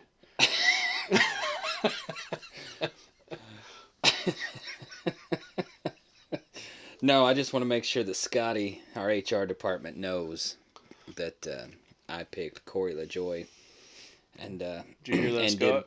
Did well with him, huh? I said, "Did you hear that, Scott?" That's right. Chad took Corey LaJoy last week. Scott He got knows a all 4th about out of it. All and about Scott took the favorite, didn't he? Got a 13. Scott took Chastain last week and got a 13, yes, and that dropped him out of the lead. And of course, you know who, Biff Tannen there got the best pick of the day. Nobody picked a winner. Nobody picked Joey Logano, but Hunter. I'll tell you, He did pick Keselowski, and he was. I mean, right behind Logano, he was dominant that day. Yeah. You know. How does he know this? Every week, man. He's got. You know what? And I text him. What's his secret? I text him right. I mean, just as they crossed the finish line, I said, "Wow." That's all the text said. He said, "What?" What? He wasn't even watching? He said, "What?" He said, "I'm watching basketball." What? I'm He's a Kentucky fan, ain't he? I'm not. No, he's a U of L fan. Oh, that's right. You told me last week. I'm not gonna tell you well, what then I he didn't said. have no basketball to watch. Right. Well, you got. Come on, Hunter. He had other things invested into the sport at the time. Okay. So that's still no reason. Yeah. You just don't do that. Sundays are for racing. Sundays are for NASCAR. I mean, but yeah. So he caught the replay like immediately behind that because when he was flipping back and forth, he saw Keselowski was winning. Yeah. But he didn't know they went down to a green white checker. Or I'm sorry, he didn't know they went down to that them Penske boys and the Toyotas were right behind him when they restarted. Yeah, he didn't know the situation. Right. Yeah. So I'm sorry, but it doesn't matter what. If you see 3 team members from any team in NASCAR behind you when you're in first, you don't want to be in first. No. With 1-2 laps to go. Especially not on a super speedway. I'll take fourth. Yeah. Over first when there's 2 to go. Yeah. So. Well, I'm going to show you this picture that I seen online this week. Speaking of Hunter and his Keselowski pick, somebody took a picture of these cars crossing the finish line. And it was a photo finish for second place, right? As it was for probably most of the positions because they were double file. It was 2 trains of racing. But the picture I'm going to show you, you tell me what you see. Who finished second? If this is a legit... Now, this is just a picture off the internet. I'm going to go ahead and tell you that. Are you saying that everything on the internet's not true? I've always took it as it's the gospel. If it's on the internet, it's got to be true, right? You going to tell me there's no Santa Claus now? I can't tell you that. But I'm going to show you this picture. I don't know if you've seen this picture or not, but I've seen it just a couple days ago. Actually, my wife is the one that found it, and I told her to send it to me because I wanted to show you to see your thoughts on this. Now, if this is a legit at the checkered flag, these 2 cars crossing the finish line, I want you to tell me who does it look like to you finished second. Okay. Now, this is Christopher Bell is on the outside by the wall. And you've got Brad Keselowski on the inside as they're crossing the line. Well, the picture speaks volumes. I mean, that's not just a hair. No. That's like a foot. Yeah. That looks like Christopher Bell got second place. Right. To me. If this was the final lap. That's what I'm saying. If that was the checker flag lap, now we don't see the flag, we don't see the flagman. All we can see is the 2 cars crossing the line. I mean, it very well could be because Corey LaJoie's right there behind them. Yeah, I mean, you got Reddick and LaJoie right there behind them. Yeah. LaJoie's on the inside. So that, to me, tells me Christopher Bell got second. Keselowski got third. Yeah. As you know, we go by official race results. Right, so, right. I'm just saying that, yeah, hey, it looks to me like maybe NASCAR got one wrong. Yeah, they might have messed up. They might have, and I hate to say it, but maybe Joe Gibbs needs a little bit more money because of a second place finish over a third place. And I hate to say that because I'm not a Joe Gibbs fan, But I just wanted to see what your thoughts were on that picture. I didn't know if you've seen that or not. No, I haven't seen that. But back to these standings, you got Biff Tannen now leading the way. Yeah, he's beating Scotty by 2 points right now. Which Scott did a pretty good job of getting a 9-point lead. Yeah. I mean, Scott's got to finish third place, and he's only down by 2 now. But I do want to give a shout out to a couple people here. First off, I'm going to give a shout out to that Chad guy because he picked Corey freaking LaJoie. I'm just going to tell everybody that. I don't know if I've covered that yet or not, but I'm going to cover it again. Little D needs to hear that down there. I want to give you a fist bump over that one, man. That was a pretty good pick, wasn't it? You earned that. I knew I was going to look like a hero or a zero. That's why I had to call Corey because, we talk all the time. So right. He said he was going to do good. He did. And Little D down there back in 16th place, I'm trying to show him what the real guys know how to do. Get to the front. Cream always rises to the top. Yeah, Wise Man once said that. Wise Man did once tell me that. He also told Mean Gene. Yeah. Yeah. Always rises to the top, yeah. Yeah. I do recall that. Yeah. But anyway, Chad picked Corey freaking LaJoie, so he jumped up 10 spots. 10 spots. I've never jumped 10 spots in my life. You know who else jumped 10 spots? Eric Jones. Eric Jones did. He did. I think he jumped more than 10. On the last half of a lap. He did pretty freaking good. That really surprised me. So I'll give props to Justin for picking that one. Who knew that? Which that raised you four spots. Yeah. I'll tell you. O'Brien. Brian was pretty impressive with his decision. I can't remember who it was off the top of my head, but I think he picked Bell, did he not? Yeah, that sounds Which right. right there, if that picture, if that's right, Should have jumped him up 12. he should have jumped him up another spot. But reason I'm giving Brian props, I mean, I like Christopher Bell, yeah, but I like thinking outside the box for one, mm-hmm. and that brings me to another point after I talk about this. But I mentioned to Brian, the pat on the back goes to him for jumping up 11 spots. Mm-hmm. Now, don't give him too many props. No, his head gets freaking huge. Well, I'm just giving him one pat on the back right now. Now, he does deserve that. He told me one time he was gonna talk to his cousin about this Stuart Hall shirt. Yeah. I'm still waiting to hear more about that. Okay. But I mean, Brian's got that boy. Some of the conversations him and I've had, I'm pretty impressed with that. I would say I don't know the conversations that you and him have had, but I know Brian. I can't talk about all of them. Right, I can understand that.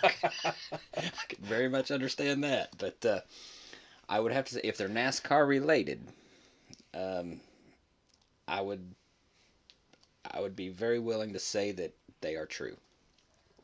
I have no doubt they're true. I mean, I feel like I'm a good judge of character, and I think Brian, he sounds like a guy. And not only that, he's sending me pictures. Yeah. I mean, Brian's a good guy. Right. So, he's one of them guys that I need to actually meet and sit down and get to know him a little bit better. I'd love to have him in here on this podcast at some point. Think he'd do it? Think you can talk him into it? Yeah. Yeah. Yeah, I don't think it would take much convincing. Now, does work him as hard as they work Earl? Because Earl was supposed to be here one time, and he just couldn't make it because they worked his ass too hard. I mean. Well, Earl's old. Now Earl is an old guy. I used to work at. Now this is 25 years ago probably, and so I was young, man. I don't know. You were 20 something, wasn't you? No, I was probably 18, 19. Yeah, Hell, I don't remember, but it's a long time ago. Yeah, and I wasn't a big fan of the job myself. I'm still not. And I think I ain't gonna get into that story. So, but yeah, Earl. I remember you saying he was supposed to be here one week. And, last week he was supposed to be here. You told me he worked too hard. I came in and you just had this look on your face, like something was wrong, and you said, "Man, Earl can't make it, man. They worked him too hard today." Yeah, I was looking forward to it. Right. It weighed me down, really, when he told me that he couldn't make it because they worked him too hard. Right. I said, "Man, that ain't right. Just ain't right." No, but props to him for giving it his all. He did. Yeah, I mean, I'm sure he gave every bit of 60%. Really? That's a good day for Earl. 60%. 60%. Yeah. Well, hey, you know what? Hey, at least we all know our limits, right? Right. And 60% for Earl, that's his limit. Obviously, look at them standings. He's 22nd out of 26th? Yep. Who'd he pick? Did he pick Byron? Who, Earl? Earl last week at Atlanta? Let me see. Hold on. I got these things in front of me. Oh, no. He picked Suarez. Oh, yeah. Yeah. I remember he was mad. Boy, he was mad as hell. Because Almirola. Well, I mean, that wasn't Almirola's fault. It ain't like he did stay out on, tires that were 50 laps old. So he should have handled the car better. He is in a Ford, remember. Let's keep in mind he's in a Ford. It was straight to the wall. Yeah, it did. I mean, bounced it went off quick. The wall and hit the Chevy. It went quick. That's probably the fastest he'd went all day from the time that tire blew to the wall. That's true. But yeah, I mean, you got sometimes to get he knew he didn't have the strongest car that day. Sometimes you got to make those decisions, stay out there, and hope for a caution. I thought that was interesting when I was watching on TV, and then of course Tony Stewart's up in the booth, so he's doing the commentating. Yeah. And they said Almirola's the only one that stayed out, and his tires are 50 laps older than the other guys, and he's like, "Hold on to it, bud." Yeah, that's his money. That's his money. But when you're not the strongest car on the track, you've got to do something outside the box to win. You got to roll the You got dice. to take that chance. Yeah. Stewart's been there before. Oh yeah. I'm sure he didn't beat the shit out of him or nothing when the race was over. But, No, I mean it wasn't Amarola's call. So, right. but you know, I just thought that was funny. So, just the way he was like, "Hold on to it, but so please." back to that. Brian, pat on the back from Justin here. Up 11 Should have got spots. second. Yeah. So somebody, I tell you what, she is having the worst luck. Lou, Yeah. my mom, Yeah. my mother, Mom's having a bad time so and far. I tell you what, there ain't any loving son hates to see their mama going through a hard time, and with this NASCAR fantasy league, she is right now. I'm telling you, she could.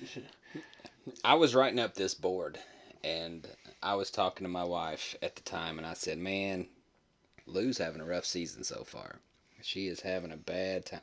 But last year, she was kind of all over the place.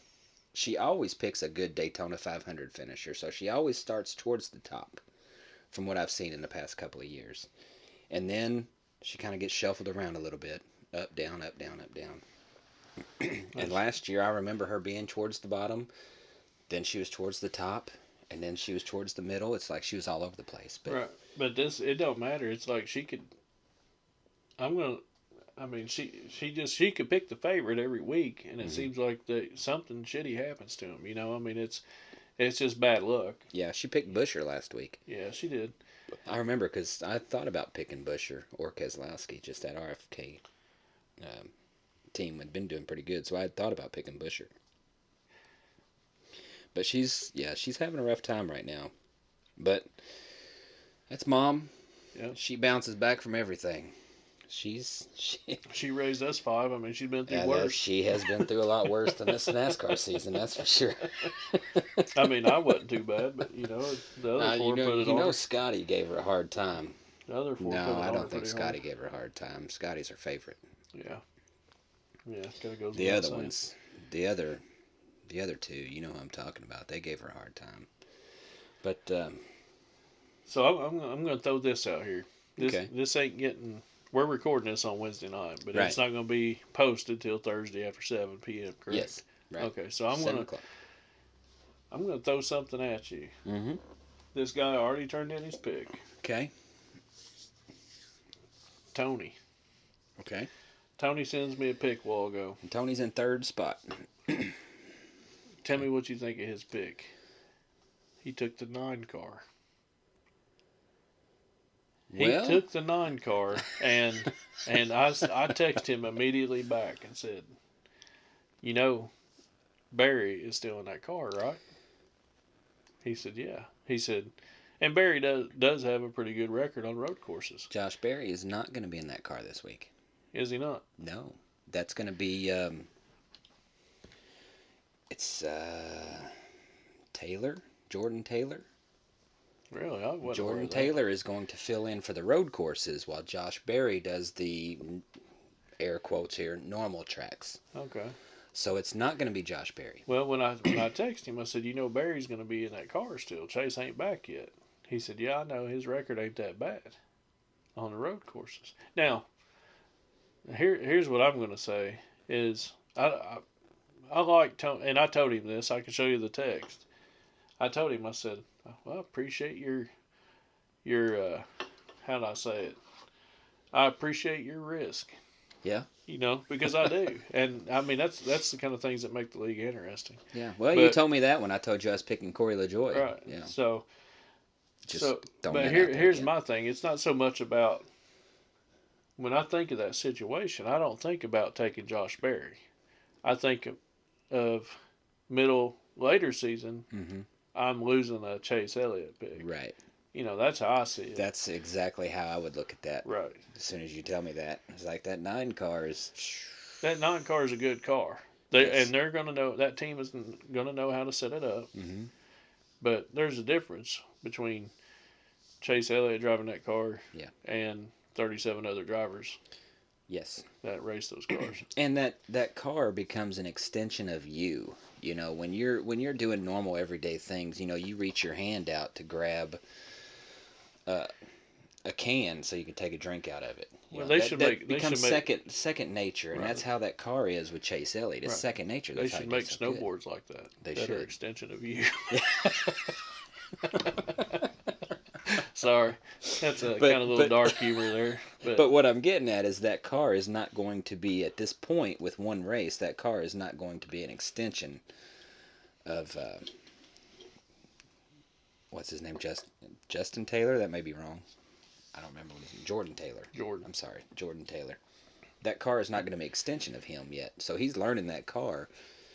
Whereas Chase or even Josh Berry at this point, if this was Hendrick's plan, he may have been out there last couple of weeks learning that car. could have been. Right there at COTA too. But he is a road course ringer. That's why he's in that car. He's a ringer, but he's still not the dinger. No, that's right. oh man, look That's at me. Hey now.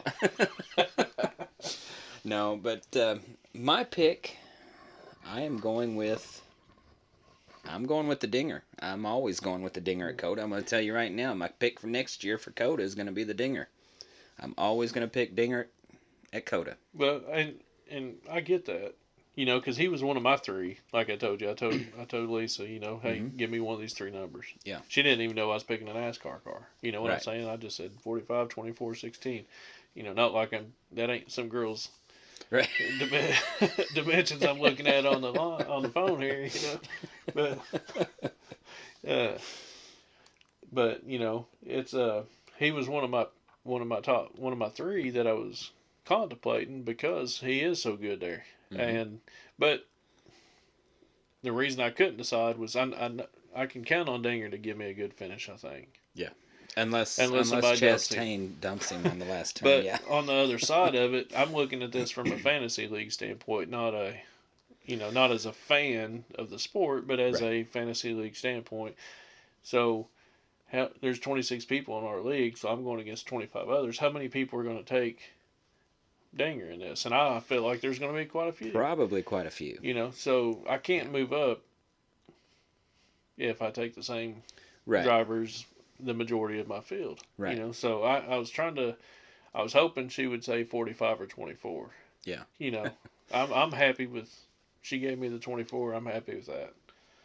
Yeah. And But yeah, you took a solid pick. I mean, you're in a good spot. You're in ninth place out of 26 of us. thanks to Corey freaking LaJoy. Right. I jumped. Is that who you took?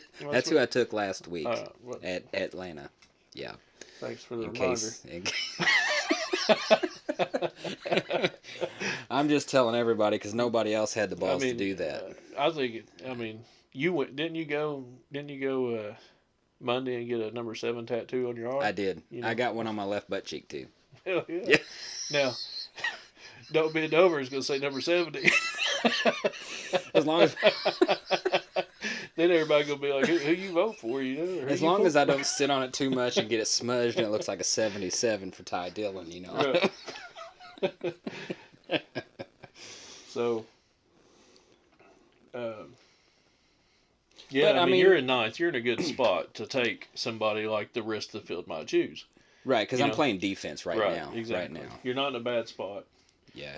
Me, I'm down in 18th. So, I'm trying to play offense down here. I've got to think outside the box. I got to think of a strong driver. I know Byron has had a strong car lately, but and he's not. I'm going to say he's probably in the top 12 road course drivers out there on the track. Right. So, hopefully he can just do a little something extra for me. I think Bowman's going to be a pretty good pick for COTA. Yeah. I don't know if anybody's picked him, but Bowman to me, and he did finish in the top 5 in one of them races, one of the 2 COTA races. I can't remember which. Well, last year he was also a victim of the Ross Chastain bump and run. Right, but Bowman kind of seems like that driver that, and I mean, he wouldn't be in this spot if he wasn't a good driver, Right. So this is nothing towards his driving ability, but he seems like one of them drivers that just gets beat on, gets banged on a little bit here and there, and he just takes it, So I knew a girl like that in high school. Right. Right. Is her name Alex too? I can't tell you.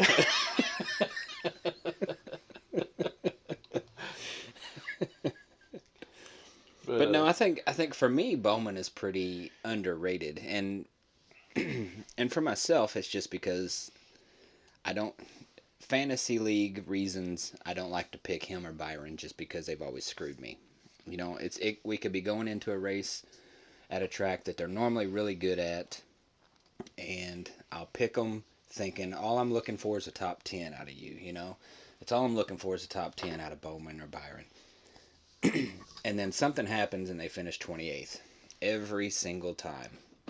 So I always try to stay away from the 48 or the 24 car, but um, I don't know. I've also had the mindset of just going ahead and picking them and getting them out of the way while Byron's on a hot streak. You know, yeah, it's but always and Almirola's that guy for me. Before Clint Boyer retired, I'm such a huge Clint Boyer fan. I love I that. love that guy. Yeah, Yeah, I mean I love his attitude. I love his driving style. There ain't nothing about the guy I don't like. right. But he was man. He just no matter when I picked him, something happened. I almost didn't pick him at times because I wanted him to have a good race. Yeah, I think the last time I took him was when they were at Watkins Glen or Sonoma. I know it was one of the two, and I took him because here I am like Clint Boyer, man. He's a pretty good NASCAR driver. Not a lot of people will take him. I'm going to go with him. I rode with him, and I'm not even playing. It was I think the third lap of the race. He had an electrical fire. Well, a wiring harness caught on fire. He's going around the he's going around the damn track, smoke rolling out of it. He ends up pulling over in the grass because his car literally has got flames shooting out of it now. right. He was out of the race because his car burnt. He I should have mean, kept driving it. I well, mean, fire. What's that gonna do? Really? right, I mean, they got fire suits on. exactly. But you know, they don't get paid that good. Yeah, come on, So boy, you're man up. right. Sometimes you got to go a little above and beyond. So it's one of them things that you know he was like that for me. Yeah, Love the guy, big fan of the guy, but whenever I picked him, it just bad shit happened. yeah, You know. and that's yeah. For me, Bowman and Byron, they're just so. I don't know. I kind of look at them as one and the same. They're almost the same person to me because they're just, in my mind, they're just middle of the road. They're vanilla. Yeah, whatever. Sometimes they're good, sometimes they're not. I don't know. But it seems like every time so far that I've never had one good result with those picks. So I don't know when I'm going to break them out. But now that I'm moving towards the top of the leaderboard, I'm scared to take them. I almost took Byron at Atlanta. Thank God I didn't. Right. You got 30 seconds. I went with Corey freaking LaJoy. Mm-hmm. Yeah. Just in case Scott forgets who I took last week. It was Corey freaking LaJoy. Can't say that enough. Usually I make picks like that and I bomb pretty bad. Yeah. Put my balls on the table and they Yeah. get squashed every time. But LaJoy had your back this week. he did. I appreciate him. What's he do? He calls in here probably twice a week, At least. and we're always bailing him out. Yeah. With something. Yeah. So it was nice for him to return the favor to you this week, Chad. I do appreciate him for that. Jess is still climbing the board. She's up 4 spots from last week. And the funny thing about that, and I don't know if I've covered this before in some of our last shows, but we don't know what we pick. I will not tell her my pick before Thursday at 7. Will not do it. And I think a lot of times she wants to know who I'm picking just so we don't pick the same person because she don't want it to look like we've talked about it and we're going with the same person. But if we do pick the same person, it's not because we talked about it. It's just happenstance. Well, I mean, that takes some willpower too, because you and Jess, you guys are together every day. Mm-hmm. And I'm sure that's a topic. That She conversation comes up once a day, probably up Yeah. till Thursday. Maybe more than once a day. It was- So uh-huh. It'd be hard to keep that from each other. But and you guys are good sports. You guys you guys have that kind of marriage. It's fun, Yeah. it's exciting, but Yeah. it's Well, she had a pretty good time when I was down in like 20th place and she was up in ninth or whatever she was. She didn't have a hard time laughing at me and letting me know that I sucked. yeah, So yeah, we have that kind of relationship where it's okay. that's good. But and I don't know if she's gonna take it as well when I pass her, and that's gonna happen probably this week because unless she's on the other side of the wall listening to us, she still don't know that I've taken the dinger, Right. and she's not gonna know it. See if well, I mean, No, go ahead. no, it's Go all ahead. right. You afraid she's listening? No, not at all, not at all. I was just gonna say if I could talk my old lady into getting into this NASCAR league, that'd drive her nuts if I didn't tell her who I took. Oh yeah, But yeah. I'll tell you how I'd play that. Is I'd be like, well, I wrote my car number pick right between my wiener and my nut. So, if you really want to know, Go find. go find out. It's like that hidden treasure. And we see if we get the best of her or not. You know what I mean? Yeah, we'll see how bad she wants to know. It's right there in the middle. It's You got me laughing. I spilled my drink. I tell you what, by the end of week 4, I'd look like a real NASCAR fan with all the numbers wrote. You would. But no, it's been a pretty interesting league so far. We got 4 people tied for the 9th spot, including you, Chad. Yeah. You got you, Joe, Mo Fat, and Brian. and Brian. Brian went up 11. You went up 10. Yeah. I mean, there's 2 standouts right there in those 9. I mean, Mo Fat, he had a good week last week, but Yeah, he did have he picked the winner last week. Yep. I got a star right there by Hunter because he picked the best finisher Yep. this week. So I hate to say that just because Hunter drives me nuts. I don't know the guy. He's a U of L fan, so he's got to be a good guy, but he just seems to stay at the top of this list. he was there all season last year. I gave Scotty a hard time about it today. I said, "Man, you gotta get past that guy back up. Man, you can't let that happen." Yep. Scott's already turned his pick in. Has he? Yeah, he turned his pick in pretty quick. And I can't remember honestly. Oh, he did. Yeah. Sometimes we will tell each other. Yeah. But I don't remember who he it's like took. dancing on landmines. Yeah. When we're talking to each other because he's afraid He that won't I'm gonna give you too much. No, he ain't gonna give me nothing. He ain't gonna give me nothing. I'm always in trouble with the HR department, but I'm always afraid he's gonna change his pick after I tell him who I picked, and I think he's afraid that I'm gonna change mine after I know what his pick is. So, so we're always very leery of telling each other. But he did tell me who he picked this week, so I do know his pick, and he's got a pretty good pick. Who did he go with? I think he went with Bell. Yeah, go with you're Bell? right. He did send that to me. That's what I told him. I said that's a pretty good pick. Yep. Yeah, I mean, you can't count that guy out. No. I heard some people even said he beat Keselowski last week. Well, yeah, I think he did. I think he did. I don't know what happened. I mean, by that picture we talked about a while ago, he did beat him. Yeah. If that's the final, if that's the final if that's lap, the checkered flag and lap. nothing was done to it, and so on and so forth. But I'll tell you this. I mean, Keselowski, he had a great day. He did. I thought he was going to win it because Right. he was holding them off for a while. Right. I mean, but you can sit there and listen to his spotter. His spotter was putting him right on it. Yeah, he's got the best spotter in the game. Yeah, no doubt. So. Well, I was also going to tell Earl. Earl, if you're listening, and I think you might be, you need to listen to Sonya because she's going to steer you in the right direction. You need to quit taking these picks on your own. You need to listen to your wife. You would probably be at the top now if you did that. I see a lot of messages back and forth about Earl does or doesn't listen to his wife. Yeah, I haven't met Earl. Definitely not met his wife. But I'm going to tell you right now. You and Brian both tell me. Earl's crazy as hell. I see it in the messages, that you all saying that he needs to listen to his wife more. And I think maybe even Jason, hey, Yeah, Might chime in there every once in a while as well, talking about Earl listens to his wife. yeah, yeah. Well, Jason A is a pretty smart guy. Yeah. He's a pretty smart guy. I know he's a Logano fan. Right, right. I mean, that's a You don't Ford even driver. have to say anything. I can see it on the look on your Yeah, face. that's a Ford driver, so props there. But Well, that's part of the problem. It's a Ford, but you know. But Jason, hey, he's holding pretty strong at 14th. You know, yeah, he didn't move up or down last week, so that's a solid week. he's the only driver that didn't move. Yeah.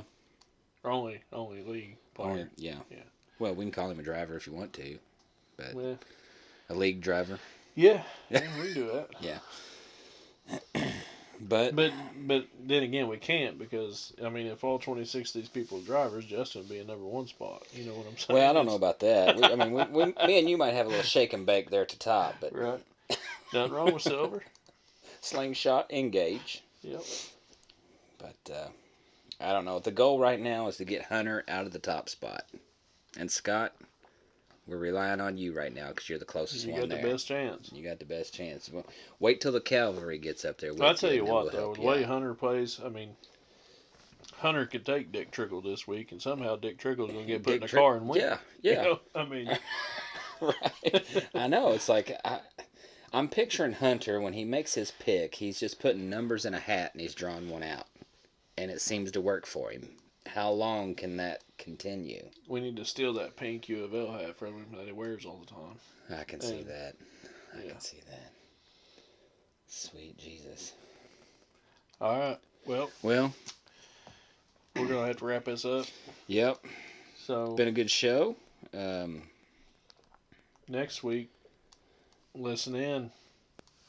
We got Richmond coming up after COTA. We're going to be discussing that. Mm-hmm. And we're going to be discussing the fallout or the success of COTA.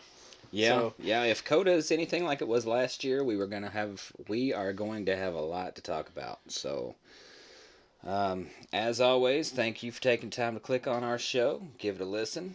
Be sure to follow us so you can get reminders on the next show when they come out.